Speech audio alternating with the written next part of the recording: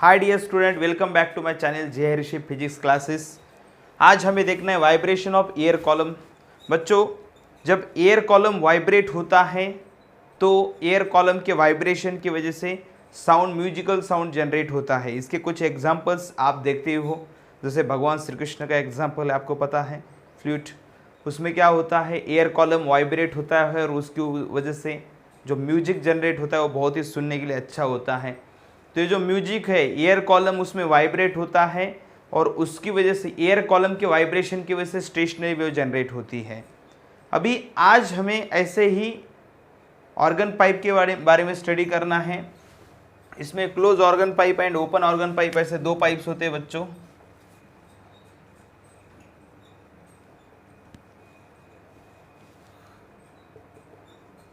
बच्चों, पहले तो ऑर्गन पाइप क्या होता है वो आपको समझना पड़ेगा। Organ pipe is the cylindrical structure, cylindrical pipe. देखो, ऐसा सिलिंड्रिकल पाइप होता है और उसमें क्या होता है बच्चों, यहां से समझो, आपने अगर यहां से मतलब ट्यूनिंग फॉर्क के वाइब्रेशन से अगर साउंड जनरेट किया है, वो यहाँ से इस एंड की तरफ जाएगा और यहाँ से रिफ्लेक्शन होके फिर वापस जाएगा। इंसिडेंट एंड रिफ्लेक्टेड वेव्स में क्या हो जाएगा, सुपरपोजिशन। एंड सुपरपोजिशन की वजह से क्या होता है, देखो, सुपरपोजिशन की वजह से स्टेशनरी वेव जनरेट होती है। यहाँ पे अगर ट्यूनिंग फॉर्क वाइब्रेट करते हो तो ट्यूनिंग फॉर्क क्या प्रोड्यूस करेगा, लॉन्गिट्यूडनल वेव जनरेट करेगा। वो लॉन्गिट्यूडनल वेव इसके थ्रू जाएगी, ईयर कॉलम को वाइब्रेट करेगी और एयर कॉलम को वाइब्रेट करेगी। यहाँ से लॉन्गिट्यूडनल वेव जाएगी यहाँ तक, इस रेरर मीडियम के ऊपर ये क्या हो जाएगी, मतलब कैसा है बच्चों, आपको पता है रेरर मीडियम से भी रिफ्लेक्शन होता है। तो यहाँ से रिफ्लेक्शन होके एक इंसिडेंट वेव एंड एक रिफ्लेक्टेड वेव, दोनों वेव्स में क्या हो जाएगा, सुपरपोजिशन। एंड सुपरपोजिशन की वजह से स्टेशनरी वेव जनरेट होगी। ओके, तो ये है, देखो इसमें क्या है, ये पाइप ओपन पाइप है। कैसा ओपन ऑर्गन पाइप क्यों है, क्योंकि इसके दोनों एंड देखो ओपन है। एंड क्लोज ऑर्गन पाइप कैसा होता है, देखो ये क्लोज ऑर्गन पाइप है। इसमें कैसा होता है, देखो एक एंड क्लोज होता है और दूसरा एंड कैसा होता है, ओपन होता है। तो इसे कहते हैं क्लोज ऑर्गन पाइप। मतलब इसका एक एंड देखो, ये एंड ओपन है और एक एंड कैसा है, क्लोज है, तो इसे कहते हैं क्लोज ऑर्गन पाइप। इसमें भी क्या होता है, जब वेव जनरेट होती है तो यहाँ से जो वेव जनरेट होगी, ये ट्यूनिंग फॉर्क है, यहाँ से जो वेव जनरेट होगी वो वेव क्या होती है, यहाँ से निकलती है इस डेंसर मीडियम के ऊपर, इसका रिफ्लेक्शन होता है और वापस एक इंसिडेंट वेव और एक रिफ्लेक्टेड वेव, दोनों का सुपरपोजिशन होके इस पाइप में स्टेशनरी वेव जनरेट होती है और स्टेशनरी वेव की वजह से वहाँ पे म्यूजिक जनरेट होता है। ओके, तो पहले हमें आज देखना है कि इसमें कैसे रिफ्लेक्शन होता है और एक एक पाइप के हमें डेरिवेशंस और उसके बाद में उसके मोड ऑफ वाइब्रेशन स्टडी करना है। तो चलो, तो फिर हम आज देखते हैं, पहले क्लोज ऑर्गन पाइप स्टडी करते हैं। ओके, आज हम पहले क्लोज ऑर्गन पाइप को स्टडी करते हैं। ऑर्गन पाइप क्या होता है मैंने बताया है आपको, सिलिंड्रिकल हॉलो पाइप को ऑर्गन पाइप कहते हैं। क्लोज ऑर्गन पाइप कैसा होता है, देखो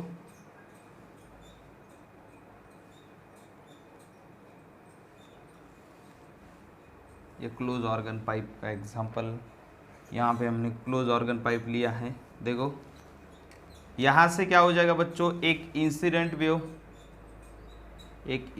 वेव और एक रिफ्लेक्टेड वेव। मैंने ऐसे दिखाया है, ज़रूरी नहीं कि वेव का यही फॉर्म हो, लेकिन आपको जस्ट दिखाया है। एक इंसिडेंट वेव, एक रिफ्लेक्टेड वेव, दोनों का सुपरपोजिशन होता है।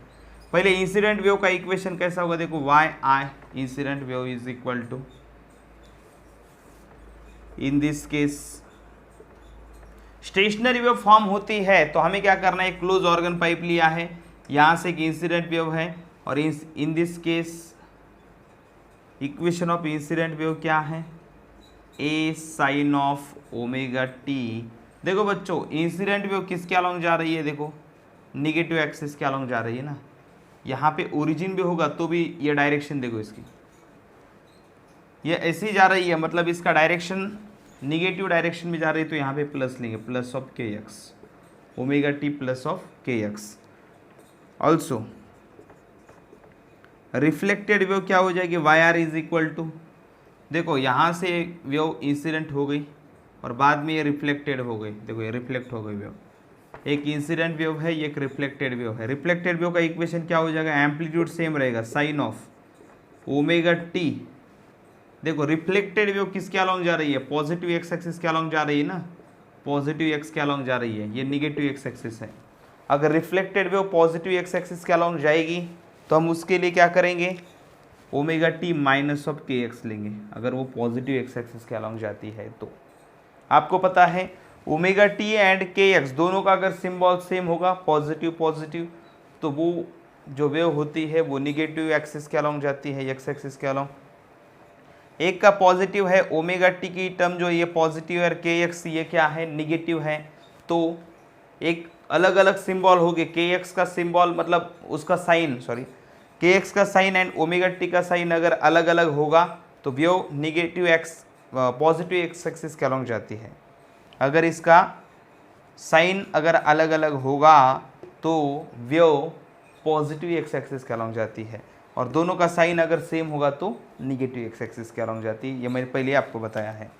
लेकिन बच्चों एक बात और आपको समझनी पड़ेगी, वो है कि यहाँ पे मैं पाई ऐड करूँगा, क्यों, क्योंकि इंसिडेंट वेव क्या हो रही है, इस मीडियम के ऊपर इंसिडेंट हो रही है और फिर रिफ्लेक्ट हो रही है, तो रिफ्लेक्शन की वजह से क्या हो रहा है, phase change of pi, denser medium से अगर रिफ्लेक्शन होगा तो phase change by pi radian. तो इक्वेशन क्या हो जाएगा, ए, देखो बच्चों यहाँ पे माइनस हो जाएगा क्योंकि इसे मैं थीटा कहता हूँ, theta plus pi, sine of theta plus pi क्या होता है, minus sine theta, minus of A sine of theta की जगह पे क्या लेना पड़ेगा, थीटा की जगह पे ये theta omega T minus K X, ये है वाई आर रिफ्लेक्टेड वेव। आप सबको पता है अगर आपको नेट डिस्प्लेसमेंट और नेट रिजल्टेंट डिस्प्लेसमेंट निकालना है वाई, तो वो क्या होगा, due to superposition, from superposition principle, from superposition principle, from superposition principle. देखो सुपरपोजिशन प्रिंसिपल की वजह से क्या होता है, y net y is equal to क्या हो जाएगा, incident wave plus reflected wave, और y1 प्लस y2 ऐसा भी कह सकते हो। ओके, तो क्या हो जाएगा बच्चों यहाँ पे देखो, y is equal to incident wave कैसी थी, देखो a sine of omega T plus K X, incident wave, incident wave कैसी जा रही थी, देखो निगेटिव एक्स एक्सिस के अलोंग जा रही थी। रिफ्लेक्टेड वेव कैसी है, plus A sine of omega T minus K X, Y is equal Y one कितना है, A sine of omega T minus K X, ये था वाई वन कैसा था, प्लस था, Y I incident wave. Reflected wave कैसी है, A sine of omega T minus of के एक्स, और यहाँ पे माइनस है ना, माइनस ऐड ही किया है लेकिन ये माइनस है ना, तो माइनस ऐड करने से यहाँ पे माइनस हो रहा है। अब देखो y इज इक्वल टू क्या हो जाएगा रे बच्चों, a को कॉमन निकालो तो sine of omega T plus K X minus sine of omega T minus of के एक्स, तो ये क्या हो जाएगा, देखो sine of c minus sine of d है, तो y इज इक्वल टू क्या हो जाएगा, a into sine of c minus sine of d क्या होता है, 2 into sine of, 2 into sine of, देखो c माइनस डी मतलब omega T minus of omega T minus K X, क्या हो जाएगा रे, क्या हो जाएगा, 2kx हो जाएगा ना, 2kx, क्योंकि omega T minus omega T cancel होने वाला है, kx माइनस माइनस क्या हो जाएगा, plus, plus 2kx divide by 2। आपको यहाँ पे फार्मूला कौन सा यूज करना है, sine of c minus D is equal to 2 into sine of c plus D by 2, 2 into sine of c minus D by 2। देखो फार्मूला मैं आपको यहाँ पे लिख के बताता हूँ, okay, use sine of c minus sine of d is equal 2 into sine of c minus D divide by 2 into cos of c plus D divide by 2। Okay, ये फार्मूला आपको यूज़ करना है।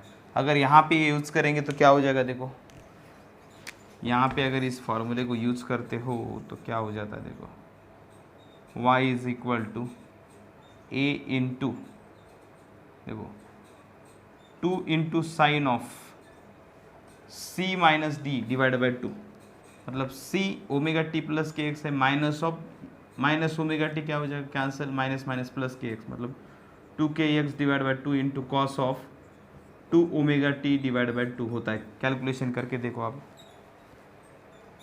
2 कैंसिल हो जाएगा, 2 cancel हो जाएगा तो क्या हो जाएगा, y is equal to 2a into sine of के x into cos of omega T, ऐसा हो जाएगा। बच्चों ध्यान में रखना है आपको, यहाँ पे कैसा है कि ये वेव इंसिडेंट थी और ये रिफ्लेक्टेड वेव थी। इंसिडेंट वेव किसके अलॉन्ग जा रही थी, माइनस एक्स एक्सिस के अलॉन्ग जा रही थी, एंड रिफ्लेक्टेड वेव देखो, ये रिफ्लेक्टेड वेव जो है ये किसके अलॉन्ग जा रही है, पॉजिटिव एक्स एक्सिस के अलॉन्ग। उन दोनों के इक्वेशन लिए और दोनों का एडिशन करके रिजल्टेंट इक्वेशन बनाया, y is equal to a sine of के x into cos of omega t. अब देखो बच्चों, ये हमें मिल गया है equation of stationary wave generated in close organ pipe. Okay, equation of stationary wave generated in close organ pipe. Close organ pipe में incident wave and reflected wave जो जनरेट होती है और दोनों के सुपर पोजिशन की वजह से जो स्टेशनरी वेव क्रिएट होती है वहाँ पे, उस स्टेशनरी वेव का इक्वेशन ये है। अब देखो बच्चों, आपको पता है, पहले तो आप सबको ये पता होना चाहिए कि एयर का वाइब्रेशन हो रहा है, एयर का वाइब्रेशन हो रहा है और वाइब्रेशन की वजह से स्टेशनरी वेव जनरेट हो रही है ऑर्गन पाइप के अंदर, इस क्लोज ऑर्गन पाइप के अंदर, उसका ये इक्वेशन है। तो इस इक्वेशन से हमें उस पाइप में नोड्स एंड एंटी नोड्स कहाँ पे फॉर्म हो गए उनकी पोजीशन फाइंड करना है। ओके, तो अब हमें नोड्स एंड एंटी नोड्स की पोजीशन फाइंड करना है। हमारे पास इक्वेशन है स्टेशनरी वेव का। ओके, चलो इक्वेशन है, अब नोड्स एंड एंटी नोड्स की पोजीशन फाइंड करते हैं। Okay,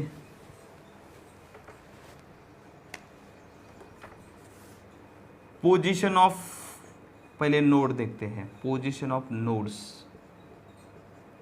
okay, position of nodes देखो, y इज इक्वल टू क्या है, 2a साइन ऑफ के x into cos of omega T. इस इक्वेशन में ये cos of omega T harmonic function है।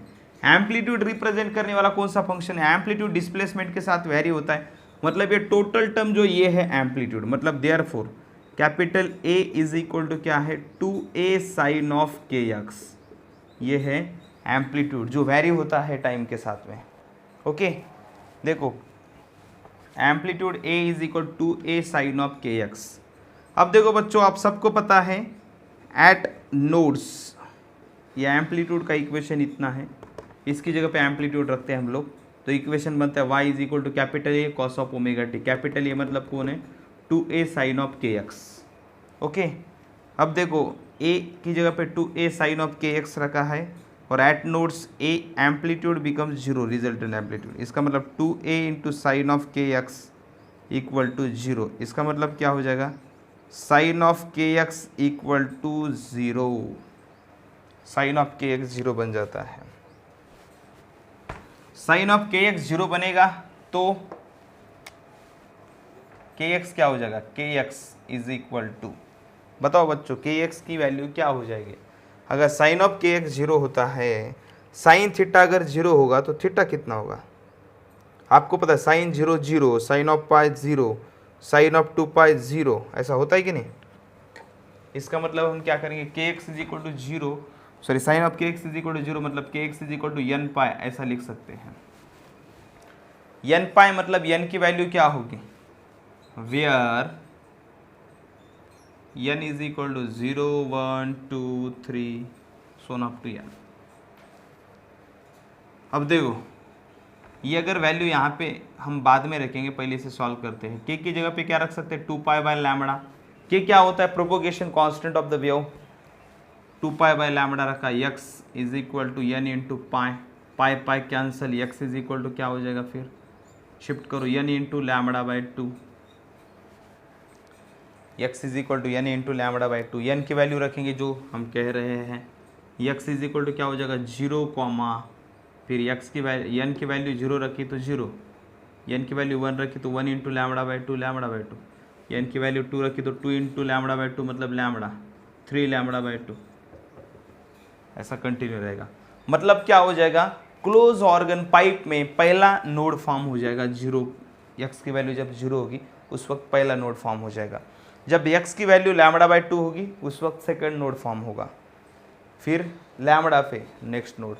मतलब इस डायग्राम में अगर हम देखेंगे तो x की वैल्यू जीरो कहाँ पे, पहले वो समझो। ये जो पोजीशन है इसे x is equal to zero लेते हैं, देखो ये ओरिजिन कंसिडर करते हैं, ओके,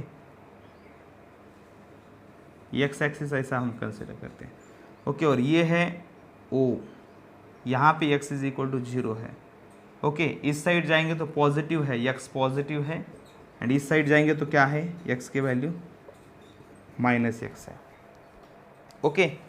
इस तरह से है, इसीलिए मतलब x is equal to zero यहाँ पे है, ये जो डेंसर मीडियम की जो बाउंड्री है, मतलब ये जो डेंसर मीडियम है, ये क्लोज पोर्शन है, ये है x is equal to zero. इस साइड पॉजिटिव x है, इस साइड निगेटिव x है। फर्स्ट नोड कहाँ पे फॉर्म हो रहा है, x is equal to zero पे, मतलब यहाँ पे ही फर्स्ट नोड फॉर्म होने वाला है। उसके बाद में नेक्स्ट नोड λ/2 पे फॉर्म होगा। अब यहाँ से λ/2 जहाँ पे भी आएगा वे उसके ऊपर डिपेंड है, लेकिन फर्स्ट नोड यहाँ पे फॉर्म हो रहा है, ये तो समझ में आ गया, ओके। तो ये होगा पोजीशन ऑफ नोड्स। अब पोजीशन ऑफ एंटी नोड्स क्या होता है वो देखते हैं हम लोग, okay.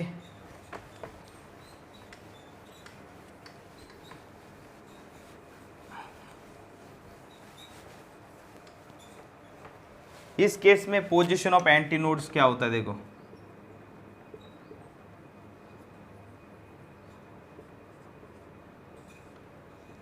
Position of anti node, position of anti nodes निकालने के लिए बच्चों आपको पहले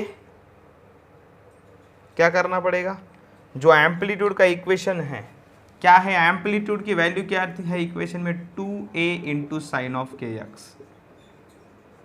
आप मुझे बताइए पोजीशन ऑफ एंटी नोड के लिए a इज इक्वल टू क्या होना चाहिए, 2a, therefore 2a sine of kx is equal to 2a cancel, sine of kx is equal to 1।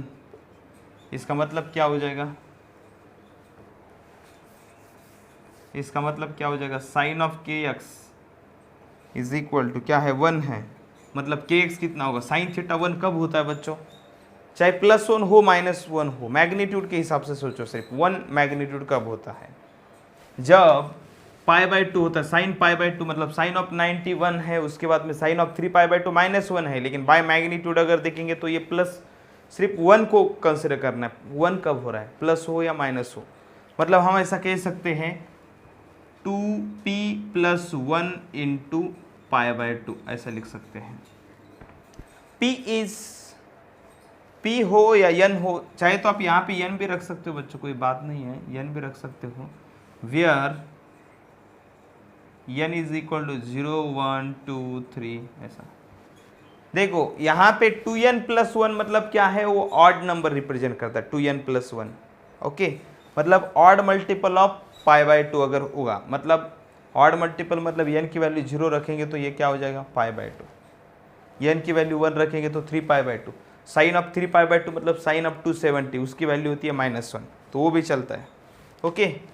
तो kx इज इक्वल टू क्या हो जाएगा, kx इज इक्वल टू हम k की जगह पे रखेंगे 2π/λ, k की जगह पे x की जगह पे x, 2n + 1 इंटू π/2, पाई क्या हो जाएगा, कैंसल, तो x इज इक्वल टू क्या हो जाएगा, 2n + 1 इंटू λ/4, ओके।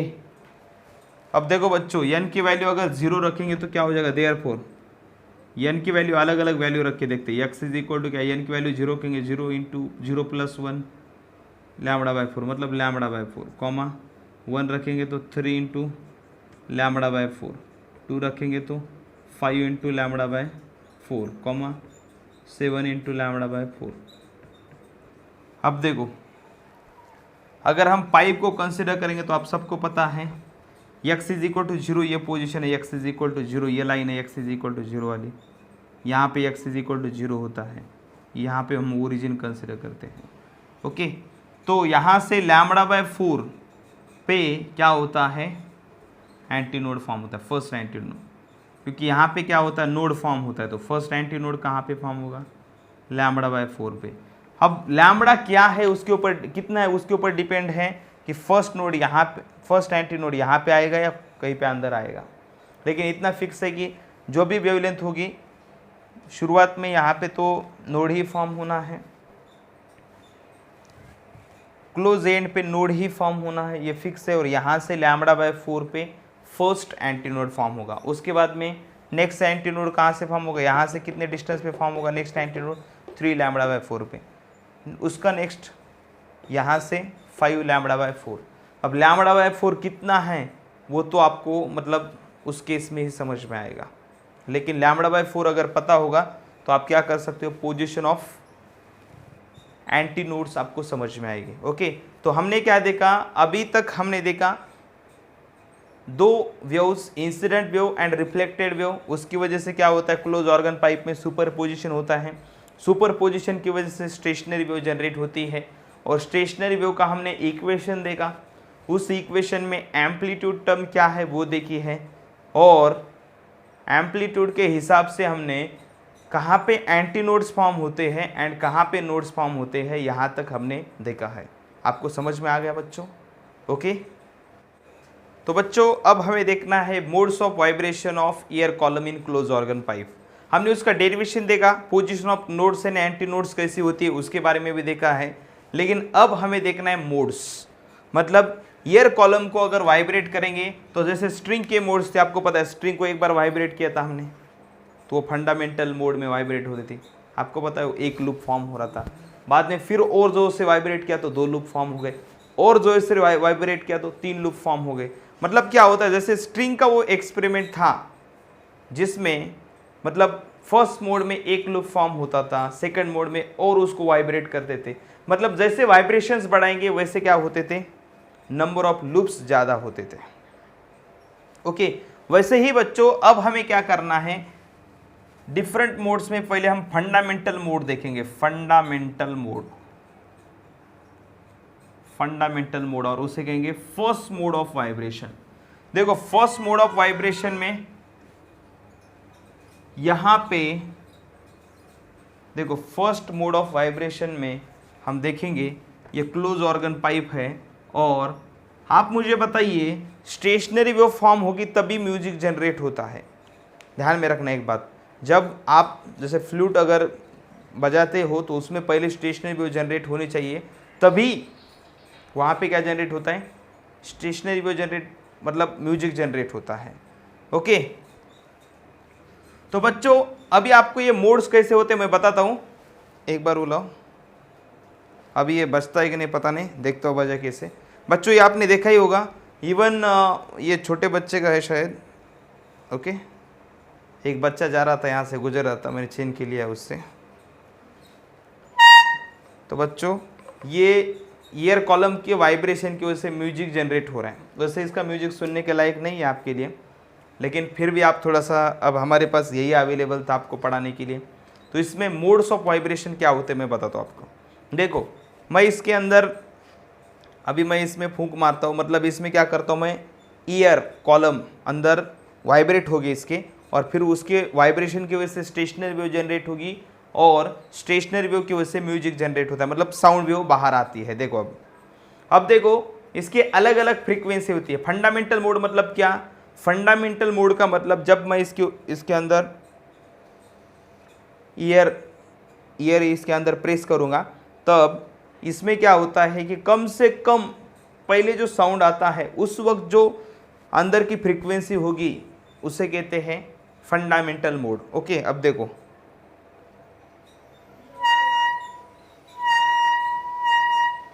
तो ये हो गया फंडामेंटल मोड। अब अगर मैंने एयर कॉलम और जोर से इसमें फूंक मारी तो क्या होता है, ये हो गया उसका नेक्स्ट मोड। बच्चों इसके बाद में का मोड आप सुनने के लिए रेडी हो गया तो फिर सुनो, ऐसा हो जाता है।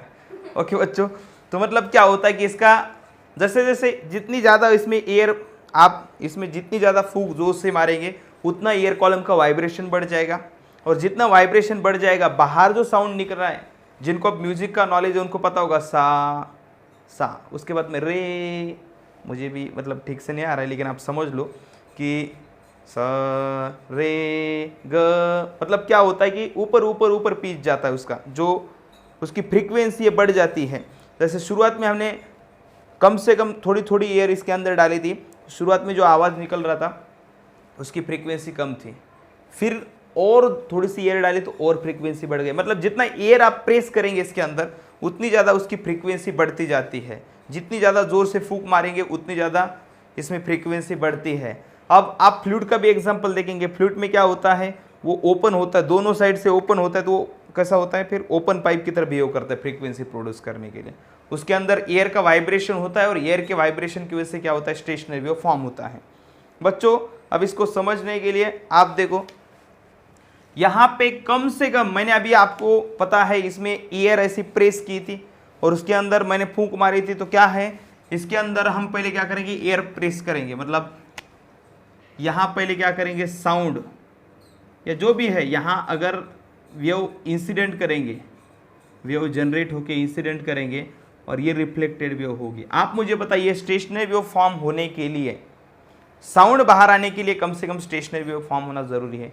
स्टेशनरी वेव फॉर्म होने के लिए कम से कम इसमें क्या होना चाहिए, आपको पता है यहाँ पे डेंसर मीडियम है तो यहाँ पे नोड फॉर्म होना कंपलसरी है।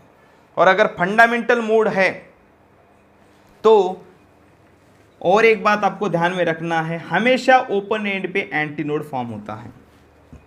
ये जो ऑर्गन पाइप होता है उसका जो ओपन एंड होता है वहाँ पे हमेशा क्या प्रोड्यूस होता है, एंटी नोड।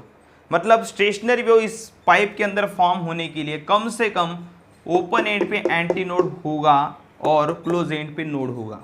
ये बेसिक है, इसके अलावा स्टेशनरी वेव फॉर्म हो नहीं सकती, क्योंकि स्टेशनरी वेव फॉर्म होने के लिए नोड एंटी नोड चाहिए।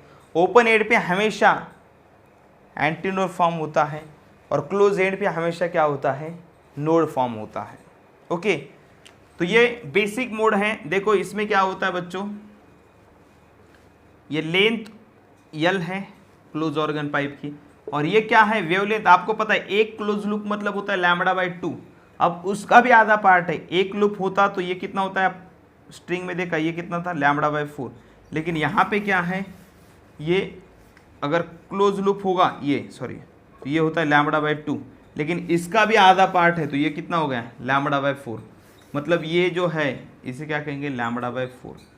ये जो यहाँ पे जो वेवलेंथ है, ये जो वेवलेंथ के फॉर्म में अगर लेंथ को एक्सप्रेस करना है पाइप के, तो यहाँ पे जो वेव जनरेट हो रही है उसने क्या किया, एक भी लूप कंप्लीट नहीं किया है, 1/4 ऑफ द लूप ऐसा बोल सकते हो। मतलब एक वेवलेंथ का 1/4 पार्ट, मतलब लूप का आधा पार्ट, एक वेवलेंथ का 1/4 पार्ट, ये λ/4 है।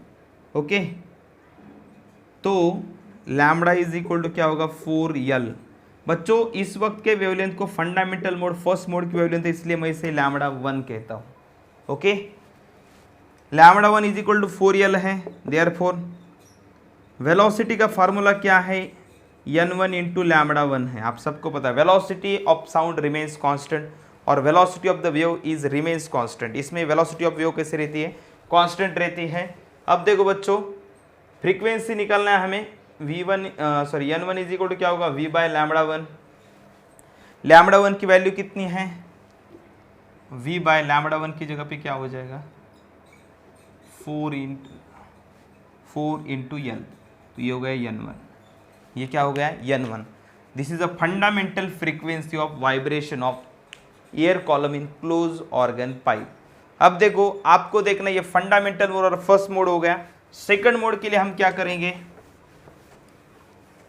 देखते हैं सेकंड मोड।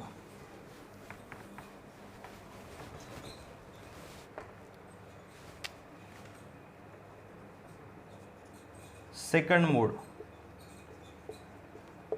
मोड के लिए क्या करेंगे, फंडामेंटल मोड के लिए हमने थोड़ी सी कम एयर उसके अंदर प्रेस की थी, आप क्या करेंगे और जोर से और ज़्यादा एयर प्रेस करेंगे, तो अंदर का जो एयर कॉलम है उसका वाइब्रेशन बढ़ जाएगा, उसकी वाइब्रेशन की फ्रीक्वेंसी बढ़ जाएगी। मतलब वाइब्रेशन की फ्रीक्वेंसी अगर उससे ज़्यादा क्रिएट करना है तो एक तो फिक्स है यहाँ पे नोड, जब भी आप क्लोज ऑर्गन पाइप निकालेंगे, क्लोज ऑर्गन पाइप मतलब एक एंड क्लोज होता है, एक एंड ओपन होता है, उस वक्त एक नोड एंड क्लोज, और जहाँ पे क्लोज है पार्ट जो भी एंड क्लोज है वहाँ पे नोड एंड ओपन एंड पे एंटी नोड, ऐसा लिखना पहले, उसके बाद में फिर आगे का सोचना। अब देखो बच्चों, फंडामेंटल मोड में हमने क्या देखा था, यहाँ पे नोड था, यहाँ पे एंटी नोड था। अब यहाँ पे हमें अगर सेकंड मोड करना है तो अंदर मतलब पहले जैसा नहीं चलेगा ना, ऐसा ऐसे डायग्राम नहीं चलेगी। अब हमें क्या करना पड़ेगा, नोड के बाद में क्या होता है स्टेशनरी वेव में, एंटी नोड, और फिर एंटी नोड के बाद में एंटी नोड। अच्छा नहीं लगेगा ये, मतलब ये ठीक नहीं है। एंटी नोड के बाद में एंटी नोड क्या होना चाहिए, यहाँ पे नोड होना चाहिए, तब जाके ये क्या बन सकता है, स्टेशनरी वेव। अब देखो यहाँ पे नोड फॉर्म होना चाहिए ना,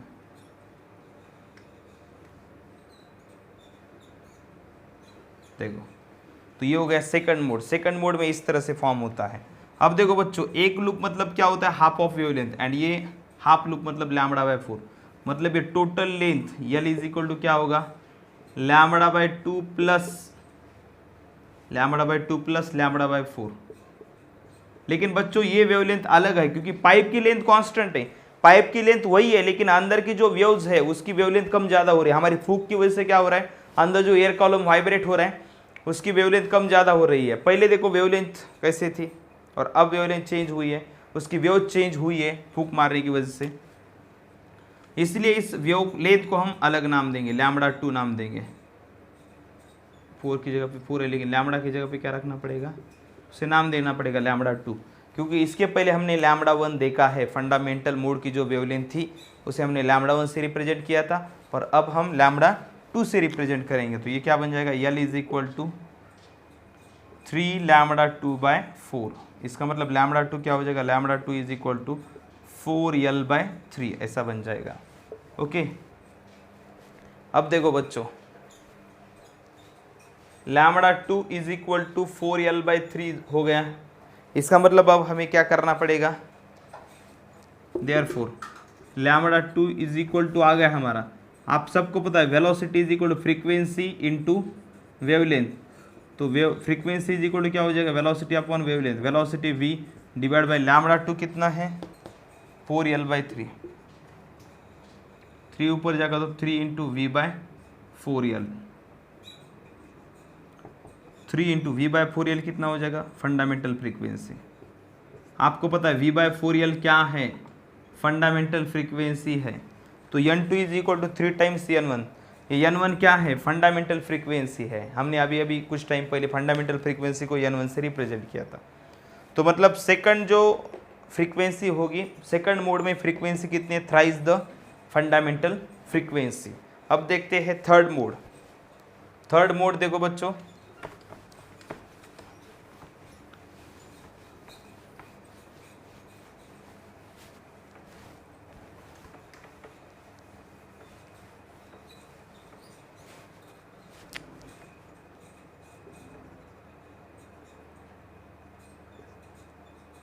थर्ड मोड देखो, पहले मैं क्लोज ऑर्गन पाइप निकालता हूँ, उसके एक एंड पे नोड, क्लोज एंड पे, एंड ओपन एंड पे एंटी नोड, ऐसा निकाल दिया। अब क्या करना पड़ेगा, देखो नोड के बाद में क्या आना चाहिए, एंटी नोड, ठीक है, एंटी नोड, नोड के बाद में एंटी नोड। उसके बाद में क्या आना चाहिए, क्योंकि एंटी नोड के बाद में एंटी नोड ठीक नहीं है, नोड। लेकिन बच्चों आपको पता है ये तो पहले से हो गया, 2 नोड्स एंड 2 एंटी नोड इसके पहले हो गए। अब हमें एक और बढ़ाना पड़ेगा। अब फिर क्या करता हूँ, नोड के बाद में एंटी नोड लिखता हूँ, लेकिन एंटी नोड हो रहा है तो और एक नोड लिखना पड़ेगा। फर्स्ट मोड में एक नोड एक एंटी नोड था। डायग्राम देखो फर्स्ट मोड की कैसी थी, ऐसी थी ना, यहाँ पे एंटी नोड, यहाँ पे नोड। फर्स्ट मोड में एक नोड एक एंटी नोड था। सेकंड मोड में कैसा था, 2 एंटी नोड एंड 2 नोड थे। आप देखना सेकंड मोड की जो डायग्राम मैंने निकाली थी। और अब थर्ड मोड में क्या होना चाहिए, देखो थर्ड मोड में क्या होना चाहिए, 3 नोड एंड 3 एंटी नोड। अब इसके डायग्राम निकालना है बच्चों, कैसी हो जाएगी इसके डायग्राम, देखो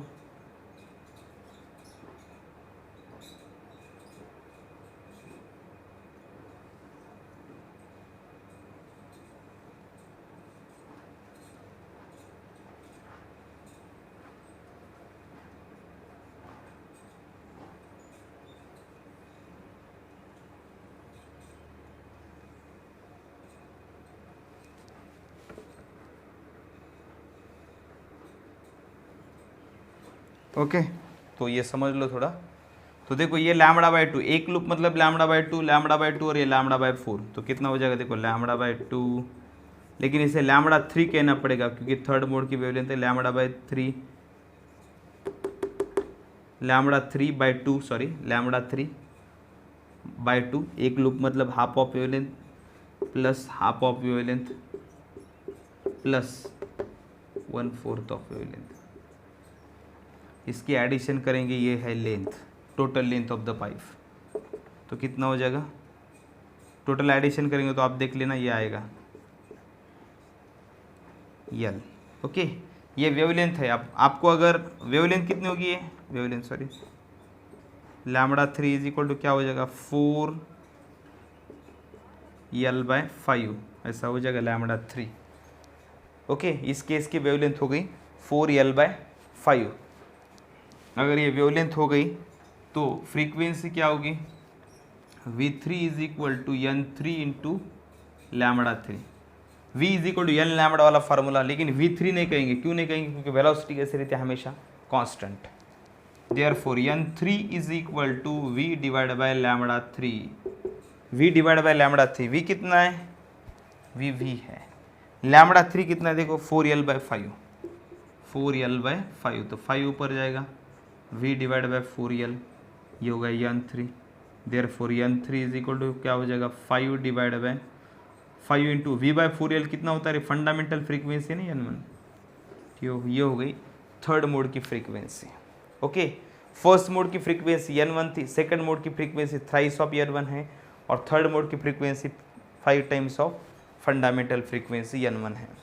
तो इससे कंक्लूजन क्या निकाल सकते हो आप लोग, इससे कंक्लूजन क्या निकाल सकते हो, इससे कंक्लूजन इन मोड्स के बारे में कैसा निकाल सकते हो,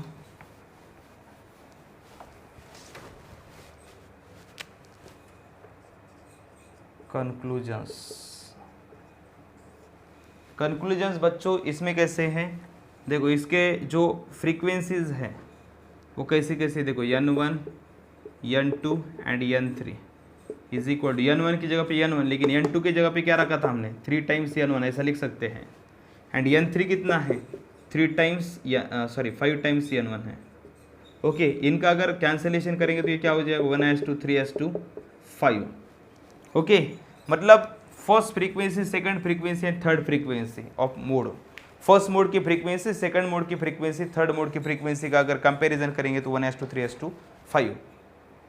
और एक कंक्लूजन क्या निकलता है इसमें, देखो आप इसके अगर हार्मोनिक्स देखेंगे तो देखो 1 into N1, 3 into N1, 5 into N1, मतलब ये फंडामेंटल फ्रीक्वेंसी के जो ऑड मल्टीपल वाले हार्मोनिक्स है वही प्रेजेंट है। देखो अगर 2 इंटू N1 होता तो वो क्या होता, even multiple of fundamental frequency, लेकिन यहाँ पे क्या है, सभी नंबर जो है वो ऑड नंबर्स है, इसका मतलब in this case only odd harmonics are present. ये जो क्लोज ऑर्गन पाइप है इसके केस में सिर्फ क्या होता है, ऑड हार्मोनिक्स आर प्रेजेंट 1:3 3:5, मतलब N1 3N1 5N1, मतलब इसमें सिर्फ ऑड हार्मोनिक्स प्रेजेंट होते हैं, मतलब इसकी फ्रीक्वेंसी होती है तो वो सिर्फ फंडामेंटल फ्रीक्वेंसी के ऑड मल्टीपल के फॉर्म में ही होती है। ओके, तो ये फर्स्ट कंक्लूजन हो गया। सेकंड क्या होता है, सेकंड कंक्लूजन क्या है, देखो पीत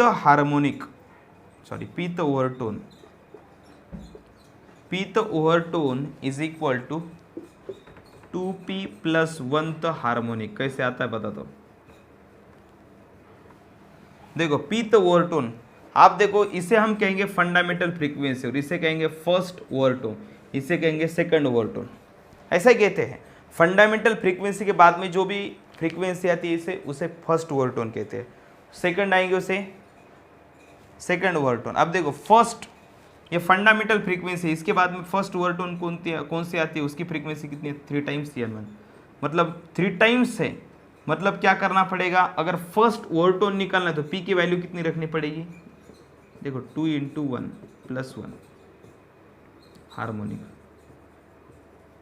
तो ये कितना हो गया, थर्ड हो गया ना, थर्ड हार्मोनिक। फॉर्मूला सेटिस्फाई होता है, देखो फर्स्ट ओवरटोन, देखो इसके बाद ये फंडामेंटल के बाद में फर्स्ट आती है वो फ्रीक्वेंसी कितनी है 3 टाइम्स n1, 3 टाइम्स n1 मतलब n1 क्या है, फंडामेंटल फ्रीक्वेंसी, 3 इंटू n1 मतलब थर्ड हार्मोनिक, देखो थर्ड हार्मोनिक है, लेकिन ये थर्ड हार्मोनिक फर्स्ट ओवरटोन है, मतलब फंडामेंटल के बाद में जो भी फ्रीक्वेंसी आती है वो कौन है, थर्ड हार्मोनिक है, तो उस थर्ड हार्मोनिक को हम क्या कहेंगे, फर्स्ट ओवरटोन।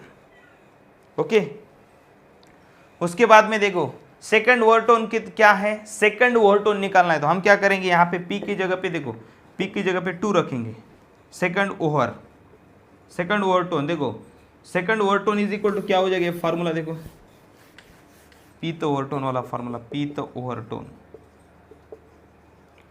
ओवरटोन वाला फार्मूला देखना है ना, देखो पी तब सेकंड ओवरटोन निकालना है, सेकंड ओवरटोन इज इक्वल 2 रखो यहाँ पे, 2 इंटू 2 प्लस 1 हार्मोनिक, इसका मतलब 2 इंटू 2 प्लस 1 मतलब क्या होता है, फिफ्थ हार्मोनिक। देखो सेकंड ओवरटोन फिफ्थ हार्मोनिक है क्या, देखते हैं सेकंड ओवरटोन, देखो सेकंड, ये फर्स्ट ओवरटोन हो गई, सेकंड ओवरटोन देखो फिफ्थ हार्मोनिक। समझ में आ गया इन बच्चों? तो इस तरह से क्या होता है, एक तो इसके कंक्लूजन में, first conclusion all harmonics present नहीं है, सिर्फ कौन से हार्मोनिक्स प्रेजेंट है, odd multiple of fundamental frequency जो है वही हार्मोनिक्स प्रेजेंट है, इसमें ऑड मल्टीपल वाले हार्मोनिक्स प्रेजेंट है, और दूसरा pth overtone is equal to 2p plus 1th harmonic. Okay, समझ में आ गया? इसमें कुछ डाउट है बच्चों?